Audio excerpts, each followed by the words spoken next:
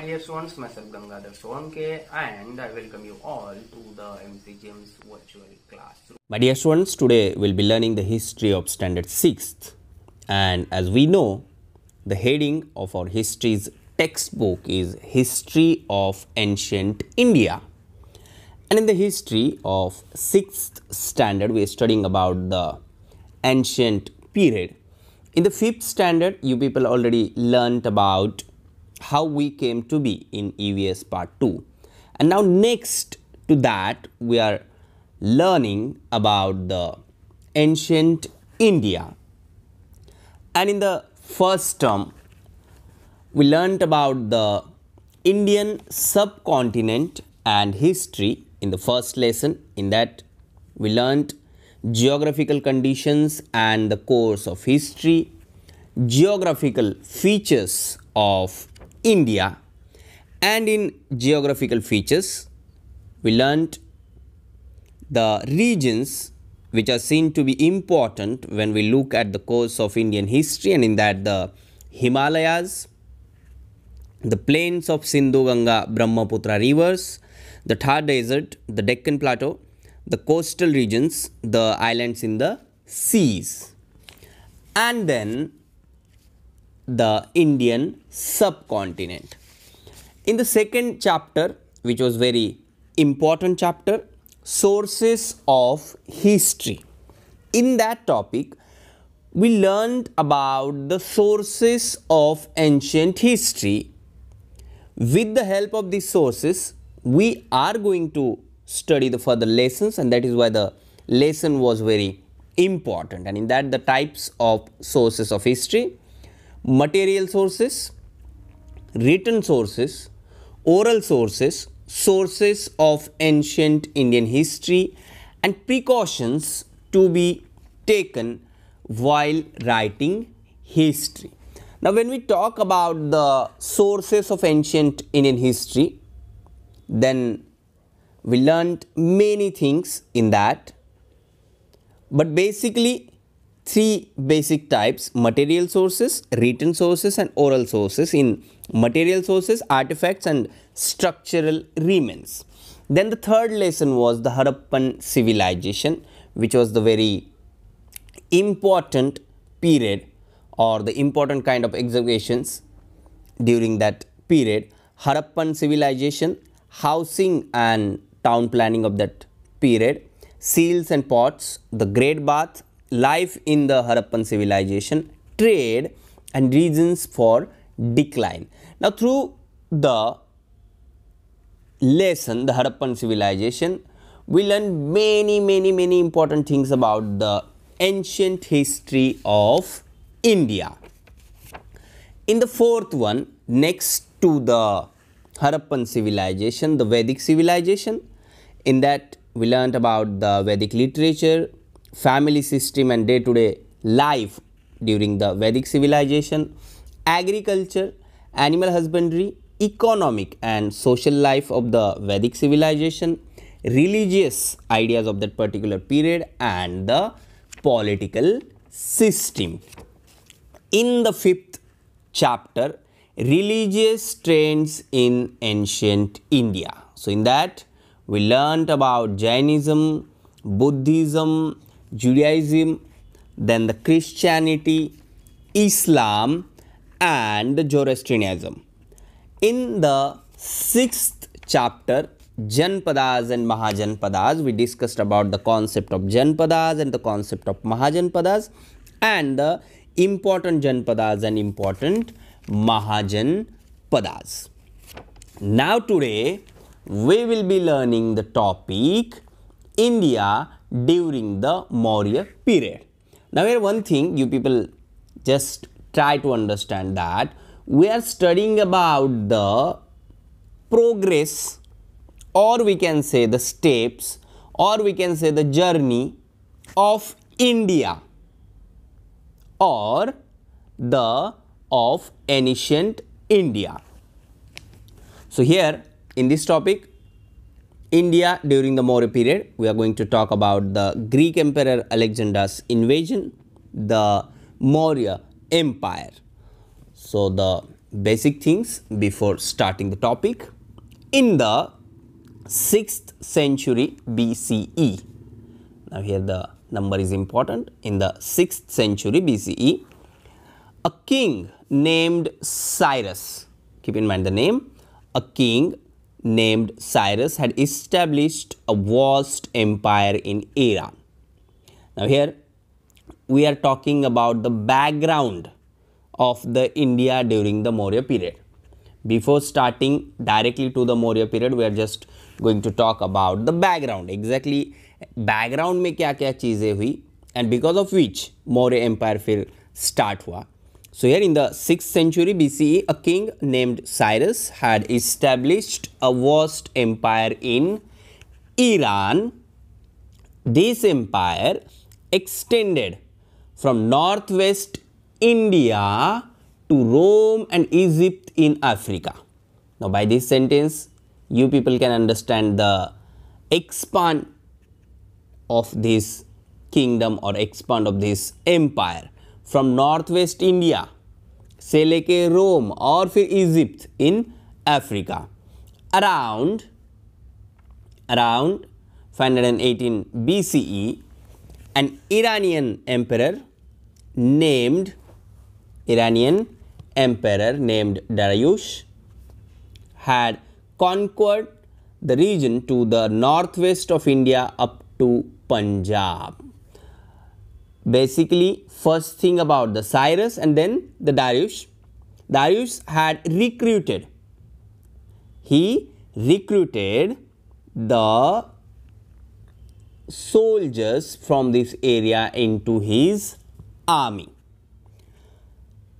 Political relations between India and Iran. Political relations between India and Iran were established during the reign of Emperor Darius.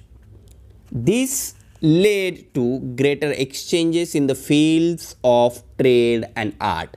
Now again one thing I am repeating, whenever there is exchange in the field of trade, then naturally there is exchange between the art and culture and custom and traditions. क्योंकि एक देश का दूसरे देश के साथ जब trade होता है, व्यापार होता है, तो वो सिर्फ व्यापार नहीं रहता, एक दोनों की कल्चरल वैल्यूज जो है वो भी एक्सचेंज हो जाती है.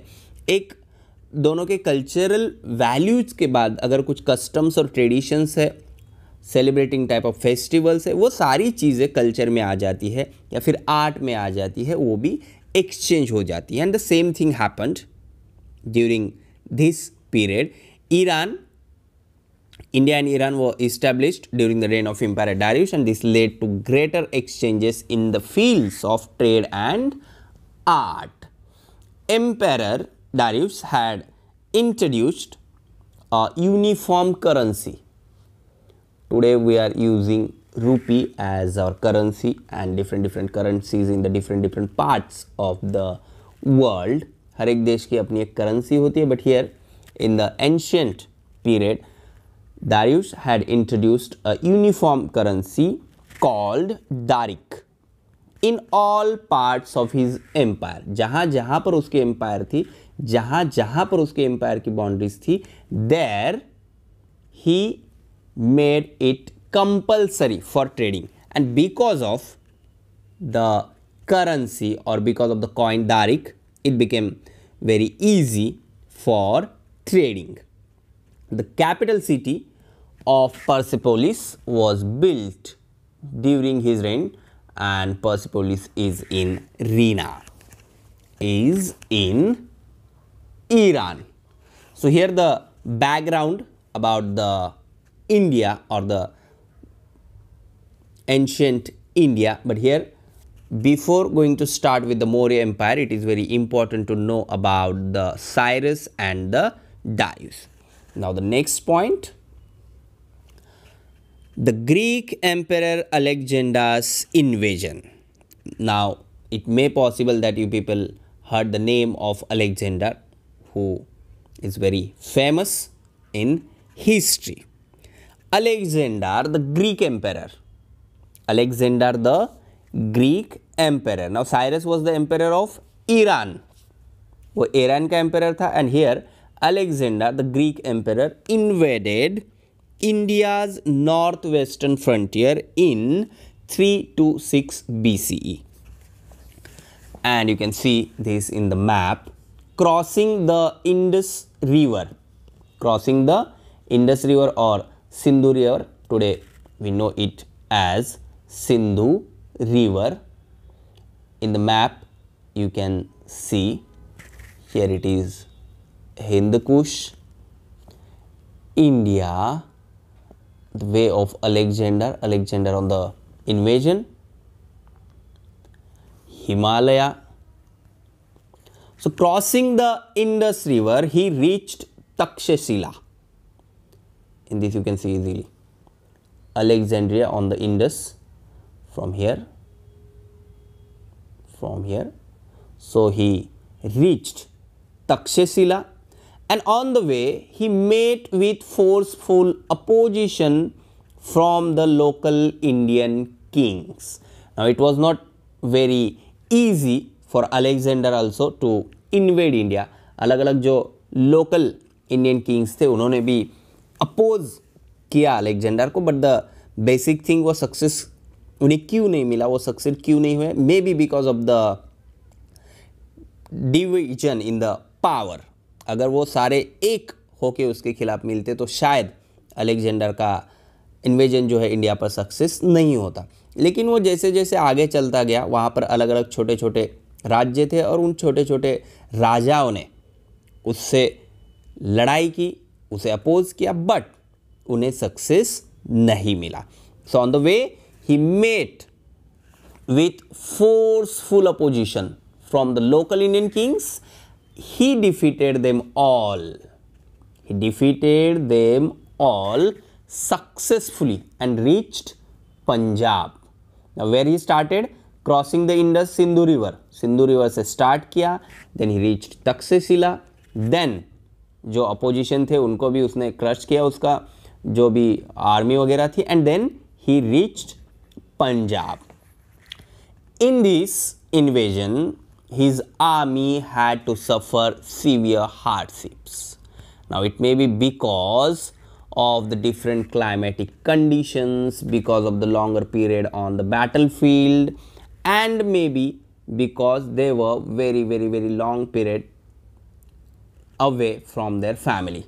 So the soldiers were eager to go back home.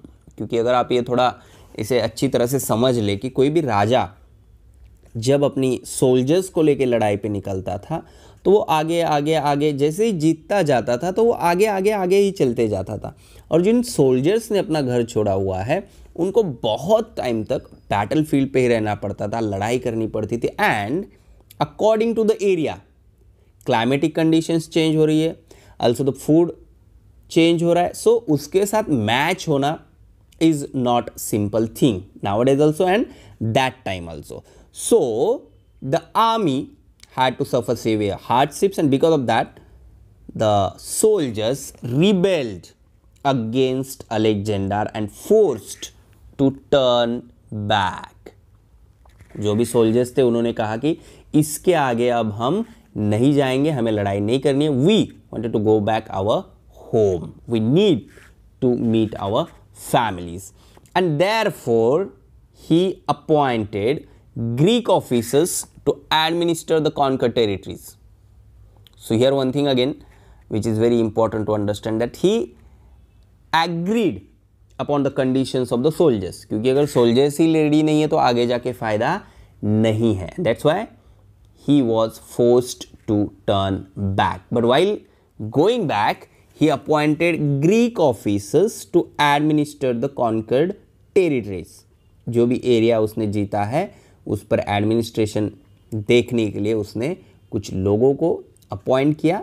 They were called Greek officers and known as satraps.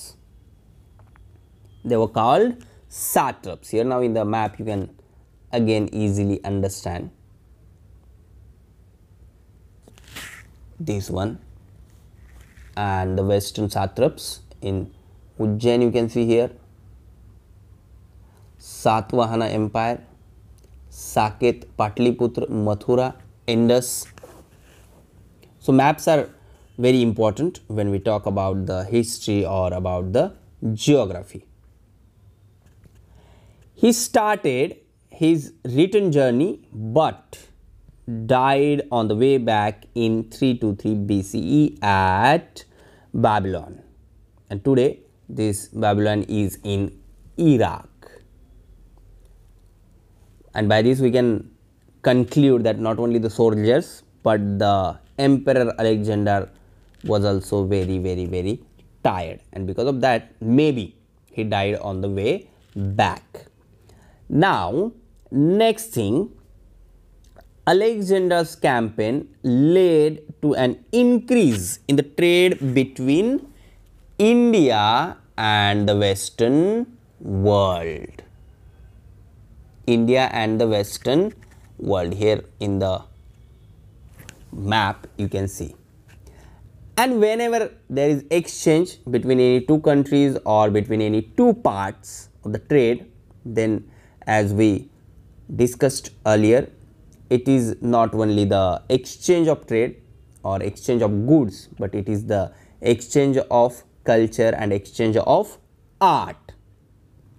The historians who accompanied Alexander introduced India to the Western world through their writings.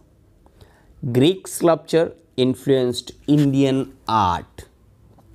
Greek sculpture influenced Indian art, giving rise to the Gandhara school of art. The Gandhara art, named after the region of Gandhara now, which is in Pakistan, presents some of the earliest images of the Buddha, you can see here. The Gandhara style was profoundly influenced by 2D century Hellenistic art and was itself highly influential in Central and Eastern Asia. Gandhara school was based on Greek Roman norms in sculpting foreign techniques and an alien spirit. It is also known as Greco-Buddhist school of art.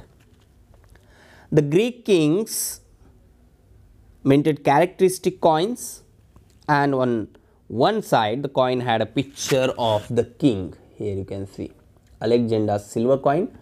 On the first side or one side the king who had minted the coin, and the other side a picture of Greek god. Now if you people observe the coin of India, then you can also find many things on that related with our country, related with our culture, related with our art, related with the basic information of the national symbols of our country. So coin is very important while studying history. It's a very important source of history and it gives us information about that particular period. Now by observing this coin, by studying this coin, we can understand many things about the Emperor Alexander. The name of the king was also written on the coin. Alexander's coin were of the same type.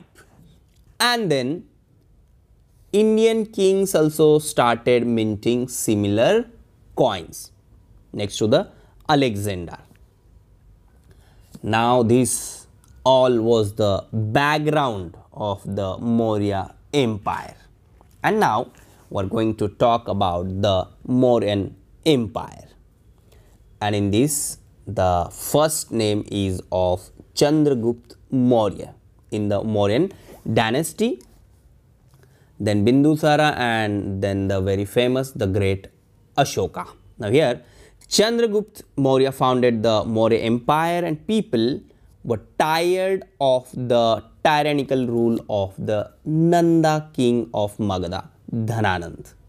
Now on the screen, you can see the Maurya dynasty in 265 BCE. The area or the region covered by the Mauryan Empire or under control of the Mauryan Empire. The rise of the Maurya Empire, and the reason behind that was the tyrannical or the exercising power in a cruel or arbitrary mode, we can say. Rule of Nanda king of Magadha, Dhananand. Magadh का जो नंद king था धनानंद, उससे लोग परेशान थे. उसका जो rule करने का तरीका था उससे लोग परेशान थे. And that's why Chandragupta Maurya brought it to an end and established his own rule in Magadha around 325 BCE. So if you talk about the rise of the Maurya Empire, Alexander the Great invaded the Indian subcontinent in 326 BCE and died 3 years later. Chandragupta Maurya created the first Indian empire in 321 BCE. Around 323 BC, a great empire emerged in northern India. First king of the empire was Chandragupta, who was the founder of Mauryan Empire. He believed in absolute power over the people he conquered.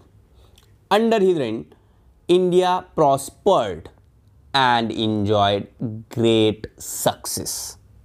So he was good at administration, he was good in behaving with the people, and he was good in planning and implementing the different schemes or the things which were good for the people or for the betterment of people. And that's why during the Chandragupta's rule, India prospered and enjoyed great success. He conquered using a huge army and monies from trade with places such as Greece, Rome and China.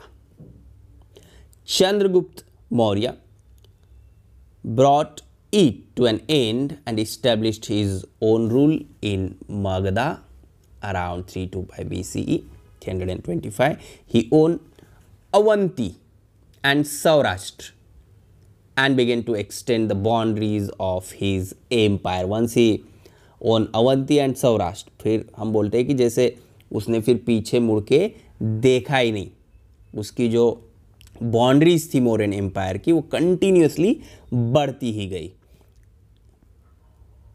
After Alexander's death, a struggle for power began among the satraps he had appointed. So satraps were the administrator appointed by the Alexander. लेकिन बाद में उनमें ही क्या हुआ, झगड़े शुरू हुए.